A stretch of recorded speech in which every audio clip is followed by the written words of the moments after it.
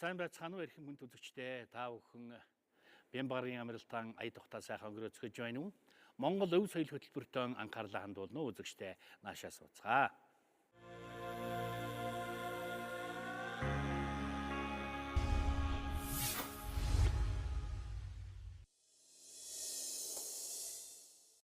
Өв соёл хөтөлбөрийнхөө энэ дугаараар бид түүх археологийн сэдвээр өргөжлөн ярьж байгаа цувралынхаа нэгэн хэсэг болгож энэ Монгол нутгийн өдгөөгийн Монгол улсын төв нутагт суурьшин байгаа хүн чулууд, за түүнчлэн ялангуяа бугуун чулуу, эртний тотем гэж нэрлэгддэг хот болгодын тууринуудын тухай сонирхолтой сайхан яриа өрнүүлэхээр бид түүх археологийн хөрөлнгийн хөрөл төмрийн судалгааны салбарын эрхлэгч доктор профессор Цагааны Торгуудыгаан урьж ирүүлээд байна.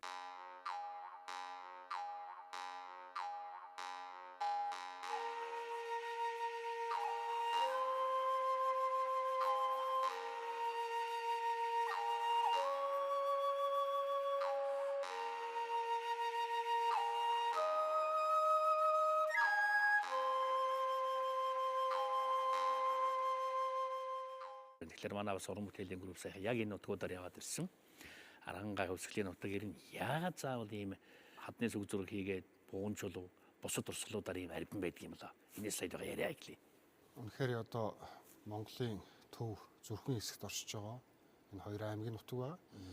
Тэгээ хангаа нуруугаа дагаад хоошоо хөвсгөлийн улсаа тийм ээ хөвсгөлийн 200 баруун хоёр талын тайга улс харданаад энэ хүрэл зэвсгийн үеийн одоо хамаг одоо дурслуудын гол төвлөрөл нь хамгийн олон их нягцчлал нь тэнд байгаад байгаа юм.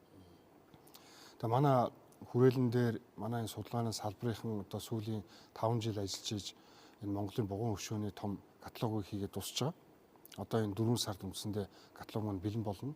Тэгээ хэвлэл шилжүүлэх олон нийтэд хүргэх ажлууд байгаа. За энэ дээр бол одоо эцсийн одоо статистик тоо бол бүрэн гарсан.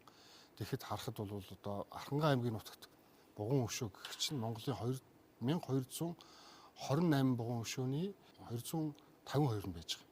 252-ны 21% нь байж байна. За Хөвсгөл аймгийн нутагт бол 230 бугуун өшөө байж байгаа. Энэ хоёр нийлээд ерөөсөө Монголын бугуун өшөөний бараг одоо 40% нь бол авчиж байгаа шүү дээ. Тийм. Тэгээ энд бол том бөөгнөр л байгаа юм.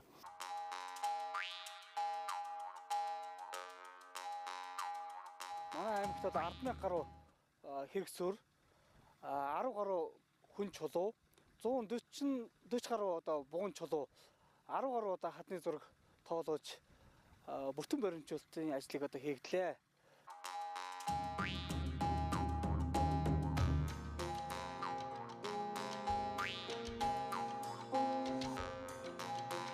Тэгээ бугуун өшөө гэдэг маань өөрөө одоо ийм бусад археологийн дурслуудтай бас их нягт холбоотой ийм чул урсгал л да. Энэ бол өөрөө л тэр тухайн үед амьдарч ирсэн хүмүүсийн оюун санааных нь илэрлэл юм.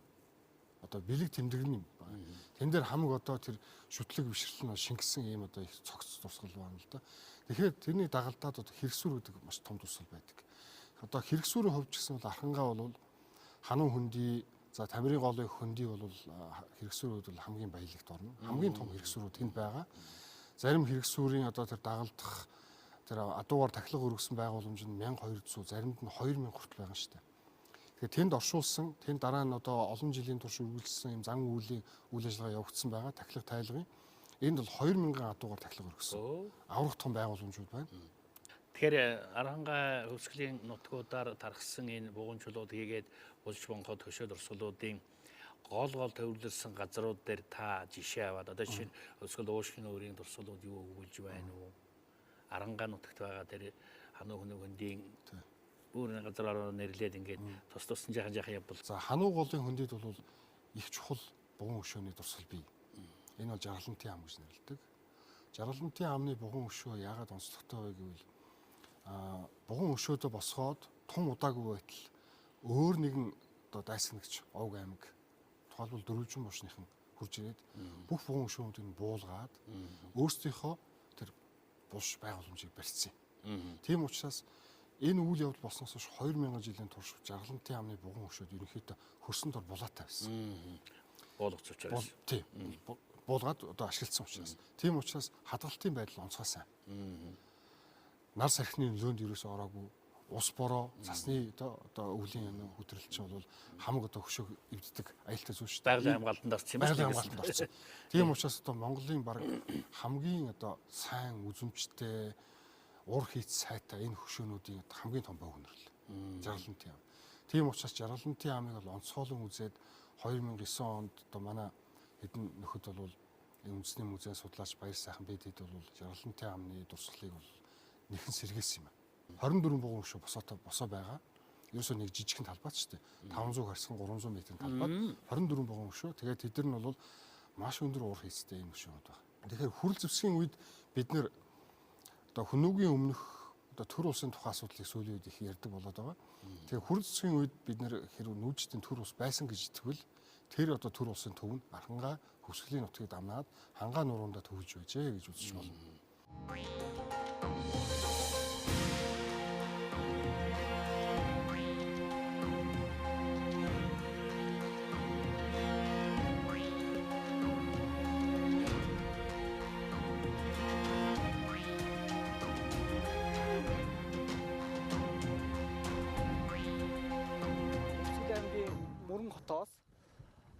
Баруун зүгт 17 км-ийн зайд Бүрэн тогтох сумын Уушиг хэмээх хадрахаг уулын ойролцоо.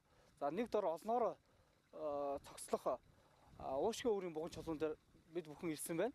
За ерөнхийдөө буган чулуун маань Аз Европ төвийн хэсэг газарт өргөн тархсан. Сүүлийн 100 гаруй жил эрдэмтдүүд одоо судалж байна. За судлах явцдаа бол хүрэл зэвсэг төв зэвсгийн түрүү үед одоо хамрагдах дурсгал юм аа. За үүнээс бол эднэмтэд бол 900 гаруй одоо буган чулууг идрүүлсний 550 гаруй нь одоо Монгол оронд одоо байна. Тэр дундаа ялангуяа Хүсгэд аймагт маань 140 гаруй байгаа нь бол бас нэлээд бас түүх соёлын өлгий нутаг гэдэг нь одоо харагдаж байгаа.